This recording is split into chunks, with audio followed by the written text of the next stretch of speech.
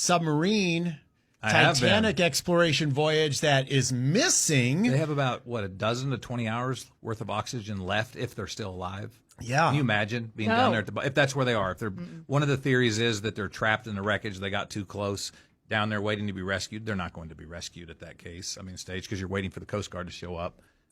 Watching your air run out. No, I can't think of any worse way to die. You know what I mean? To sit there and all these people are fighting for that same last bit of air. That would be horrible. And you're like, chill out, everyone, calm down. Now, Noble, $250,000 a ticket for this voyage.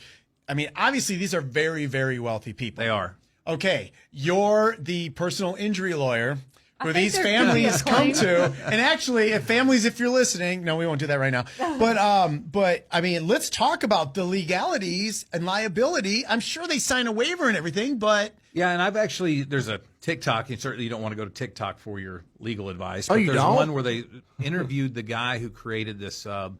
About 5 months ago was an interview, and they read kind of through what the waiver is, where you basically waive everything, up to and including death, et cetera, et cetera. The problem those waivers often have is they don't take into account extreme negligence. And so in this case, what you'll see if you research this sub very much is it's not like a sub that the United States government has built. It's one that was pieced together with parts that they've gotten from this company or this company. It's not high tech at all. It's like a great big washing tub that you just bolt down and you go down and you come back up. You can't even get out of it yourself. And so the question is going to be is if there was some type of failure, if that failure was caused by extreme negligence or extreme recklessness, that waiver may or may not be valid.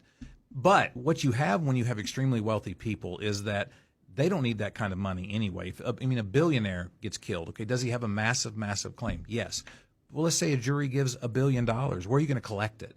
This sub that holds 5 people is going to have an insurance policy. They may even have a $100 million insurance policy. That's not going to be enough to cover these damages because the value of the lives and the lost income of the lives of the people that were lost in this crash, if they died, this submarine accident, is different than if those of us in this room were to die. Okay, we all have our value. Some of it is based on what your lost economic income earning potential to your family would be through the rest of your life, and ours is different than that of a billionaire who's earning $1 million or $2 million a day. And so from that perspective, whereas that insurance policy might cover our claims, it's not going to cover those people's claims. But there is going to be a very large lawsuit testing that waiver. So if you are a celebrity or you're a billionaire or somebody of that magnitude, right?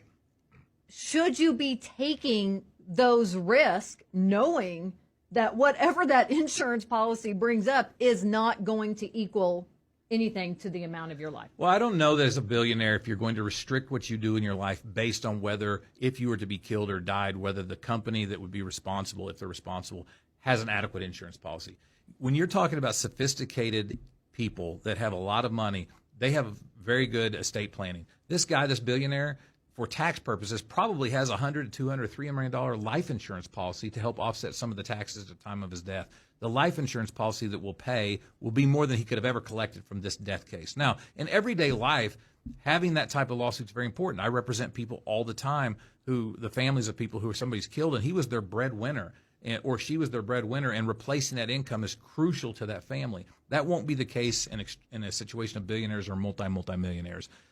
Do they still have a claim? Absolutely. Will it be higher than your everyday average day person? Yes. But is their family sitting there relying on that for their day-to-day expenses? No, they're not. Yeah. So really, this is a tragedy if they're dead, and I'm sure that they are at this point because it's not looking good. Yeah, sad. There will be lawsuits out of it. It won't be just against the manufacturer, the sub. The families of these folks will hire lawyers like me that will sue everybody who manufactured the bolt that went into a sub if that was a defect, if there was a metallurgy defect that caused a fissure in the metal that caused it to fail, whether there was a controller that went south. It'll be every component manufacturer that gets sued, not just this company, and they do that to try to find more money. Okay. All right. Well, we'll see. Hopefully that's a big deal, man. Hopefully I'll be watching the Lifetime movie in 6 months of them being rescued and all that. Right. That's what we hope for. But yeah, it's not looking good so far.